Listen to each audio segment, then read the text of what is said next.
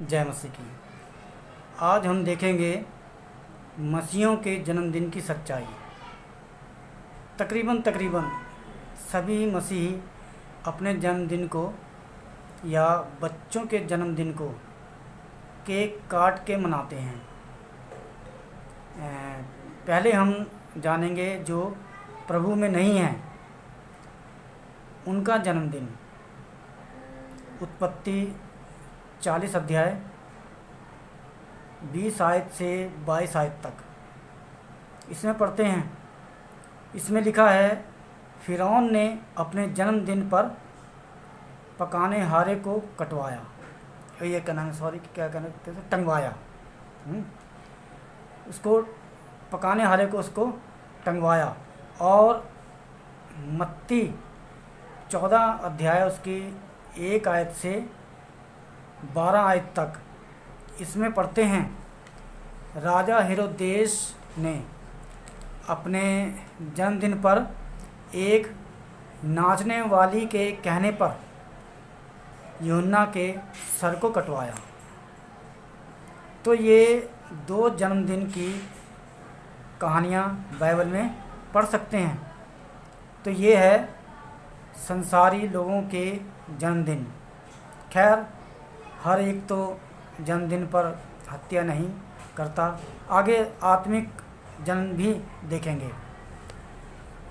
उससे पहले बाइबल में अय्यूब नाम का एक धर्मी पुरुष था। उसके जन्मदिन के विषय में जो आप क्या कह रहा है, अय्यूब 3 अध्याय उसकी 1 से 4 आयत तक ही पढ़ेंगे। वैसे आगे तक भी है, 4 आयत तक पढ़ते हैं। जब उसका सारा परिवार नाश हो गया और वो खुद भी खुजली के फोड़ों की बीमारी से परेशान होकर परमेश्वर को बोलने लगा और अपने जन्मदिन को धिक्कारने लगा। तो अय्यूब में पढ़ते हैं 1 से 3 अध्याय की 1 से 4 आयत तक। जब बुरा समय आया उसके ऊपर, उसके बाद अय्यूब मुंह खोलकर अपने जन्मदिन को धिक्कारने लगा और कहने लगा, वह दिन जल जाए जिसमें मैं उत्पन्न हुआ, और वह रात भी जिसमें कहा गया कि बेटे का गर्भ रहा, वह दिन अंधियारा हो जाए। ऊपर से ईश्वर उसकी सुधि ना ले और ना उसमें प्रकाश होए। तो यहाँ तक हमने पढ़ा। तो आगे और भी बहुत कुछ अय्यूब ने ऐसी बातें कही परमेश्वर को। तो इसमें ज़्यादा नहीं हम इसमें बताएंगे, थोड़ा सा ही बता रहे हैं, लंबा हो जाता है बहुत, है ना। तो ये थे उसके दुख भरे शब्द। आगे कुछ और देखते हैं। संसार में तो ऐसी ही है संसार में। अब देखते हैं, संसार के अलावा एक और जन्म है जो इसी देह में रहते हुए लिया जाता है। वो है आत्मिक जन्म। और ये जन्म किसी रीति से लेना है। किस रीति से लेना है आगे देखते हैं। ये केवल मसीहत में ही जन्म है जो यीशु मसीह में लेना होता है। वो हमारे पैदाशी पापों के बदले क्रूस पर चढ़ाया गया और मारा गया और तीसरे दिन जी उठा, हमेशा के लिए जी उठा। पहला पत्रस 2 अध्याय उसकी 24 आयत में पढ़ते हैं, वह आप ही हमारे पापों को अपनी देह पर लिए हुए क्रूस पर चढ़ गया, जिससे हम पापों के लिए मर करके धार्मिकता के लिए जीवन बिताएं। तो हमने इसी यीशु मसीह को अपना नाशमान जीवन देना है और उसका अनंत जीवन लेना है या पाना है और उसको ग्रहण करना है, यानी बपतिस्मा लेना है। और जो बपतिस्मा ले चुके हैं वो यीशु में विश्वास करके नया जन्म पा चुके हैं, और जो उसमें नहीं हैं उनके लिए बताते हैं, यूहन्ना 3 से 6 आयत तक पढ़ते हैं। इसमें लिखा है, यदि कोई नए सिरे से ना जन्मे वह परमेश्वर का राज्य देख नहीं सकता। जल और आत्मा से ना जन्मे वह परमेश्वर के राज्य में प्रवेश नहीं करता। और जिन लोगों ने अपनी आत्मा को मसीह में सौंपा है और बपतिस्मा लिया है वो यीशु के साथ मर गया ताकि वो नया जीवन पाए। कुलुस्सियों 3 अध्याय की 3 आयत में पढ़ते हैं, क्योंकि तुम तो मर गए और तुम्हारा जीवन मसीह में के साथ परमेश्वर में छिपा हुआ है। याकूब 1 अध्याय उसके 18 आयत में पढ़ते हैं, उसने अपनी ही इच्छा से हमें सत्य के वचन द्वारा उत्पन्न किया है ताकि हम उसकी सृष्टि की हुई वस्तुओं में से एक प्रकार के प्रथम फल हों। तो हमें ये जानने की ज़रूरत है कि हम कौन और क्या हैं जो इस संसार में पाप लेकर आए हैं। क्या हम उसी देह में हैं या मसीह की देह में हैं, या संसारिक जन्म में हैं या यीशु में आत्मिक जन्म में हैं। रोमियो 6 अध्याय उसकी 3 आयत में लिखा है, क्या तुम नहीं जानते कि हम जितनों ने मसीह का बपतिस्मा लिया है वो उसके मृत्यु का बपतिस्मा लिया है। इसको कहते हैं नया जन्म। तो लेकिन हम उसी पहले जन्म को जो संसारी जन्म है याद करते रहते हैं, हर साल याद करते हैं, जबकि हम उसमें नहीं हैं। हम तो मसीह में हैं जो नया जन्म में हैं। हम फिर उस जन्म को क्यों याद करते रहते हैं हर साल, ये हम आगे थोड़ा सा और देखते हैं।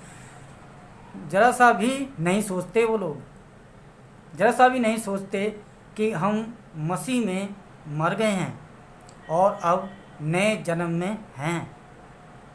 याद करें कि हमने यीशु में पिता पुत्र पवित्र आत्मा के नाम में बपतिस्मा लिया है, संसारी जन्म में नहीं है। रोमियो 6 अध्याय उसकी 4 आयत में पढ़ते हैं, सो उस मृत्यु का बपतिस्मा पाने से हम उसके साथ गाड़े गए ताकि जैसे पिता की महिमा के द्वारा मरे हुओं में से जिलाया गया वैसे ही हम भी नए जीवन की सी चाल चलें।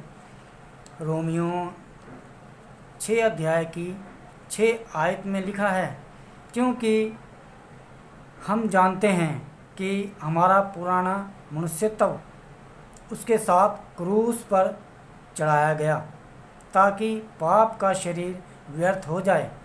तो यहाँ हमने देखते हैं कि हमारा पहला जन्म जो पाप का शरीर है वो व्यर्थ हो चुका है।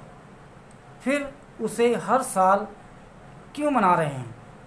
उस दिन को मनाओ जिस दिन हमने मसीह में जन्म लिया, जिस दिन में हमने प्रभु में जन्म लिया, उस दिन को मनाओ। वो दिन मनाना ज़रूरी है, वो दिन मनाओ। रोमियो 6 अध्याय उसके 13 आयत में लिखा है, और ना अपने अंगों को अधर्म के हथियार होने के लिए पाप को सौंपो, पर अपने आप को मरे हुओं में से जी उठा हुआ जानकर परमेश्वर को सौंपो, और अपने अंगों को धर्म के हथियार होने के लिए परमेश्वर को सौंपो, क्योंकि अब हम वो नहीं हैं। आगे हम अपने आप से कह रहे हैं, क्योंकि अब हम वो नहीं हैं, पहले वाले हम लोग नहीं हैं, बदल गए हैं और भी बदलते जाना है और ज़्यादा से ज़्यादा हमने नए बनते जाना है परमेश्वर में। कुलुस्सियों 3 अध्याय की 9 से 10 आयत में लिखा है, एक दूसरे से झूठ मत बोलो, क्योंकि तुमने पुराने मनुष्य तब को उसके कामों समेत उतार डाला है और नए मनुष्य तब को पहन लिया है। इस संसार का जन्मदिन संसार के कागजों में ही होता है। ध्यान रखना, वहाँ नहीं चलेगा। अब देखते हैं बच्चों का जन्मदिन।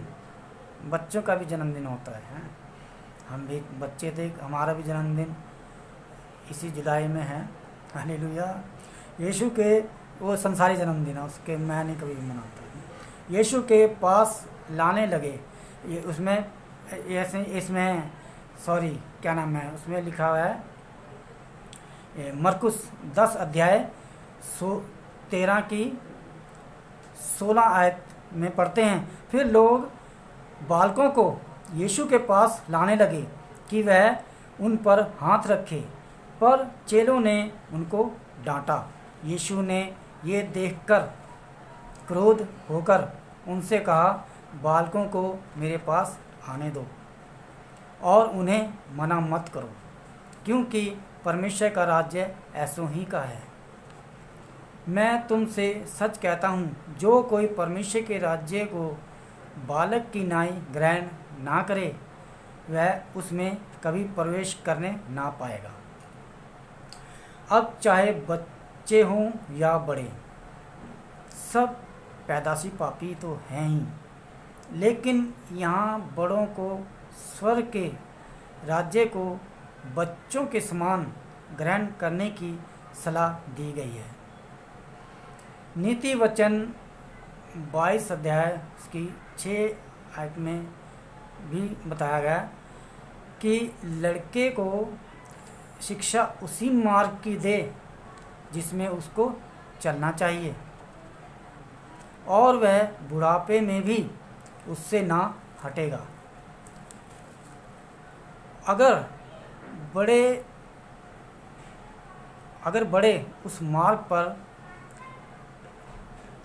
पर चलेंगे, तभी बच्चों को भी उस मार्ग पर चलाएंगे और तभी चला सकेंगे। बच्चों के सामने उस मार्ग की चर्चा करेंगे, तभी बुढ़ापे तक ना हटेंगे वो। अगर बच्चों के सामने इन बातों की चर्चा हम करते रहेंगे हैं, अब संसार की जन्मदिन के अगर मनाते रहेंगे, वो उन्हीं के दिमाग में वही रहेगा, बुढ़ापे तक भी हम मनाते रहो, उस जन्मदिन को मनाते रहो, जबकि वो मर चुके हैं। हम वहाँ पहले ही उसको क्यों मना रहे हैं? हमने मसीह में जन्म लिया है, तो हमने मसीह में ही उसको मनाना है। मसीह में हम जीवन बिता रहे, हम ज़िंदगी जो हमारी मसीह में है, ये अभी वो जीवन नहीं है हमारा जो पुराना था, उसको तो हमने उतार फेंका है। प्रभु ने हमें नहीं उतार दिया, ठीक है ना, और हमने भी उतार दिया। हालेलुया।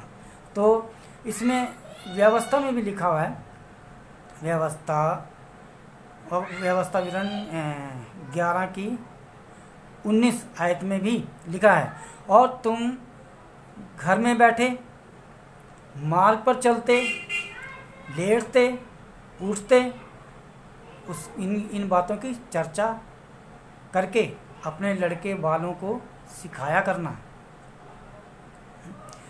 तो मैं परमेश्वर का धन्यवाद देता हूँ कि मेरे संसारी जन्मदिन पर मेरे नाम का केक आज तक नहीं बना।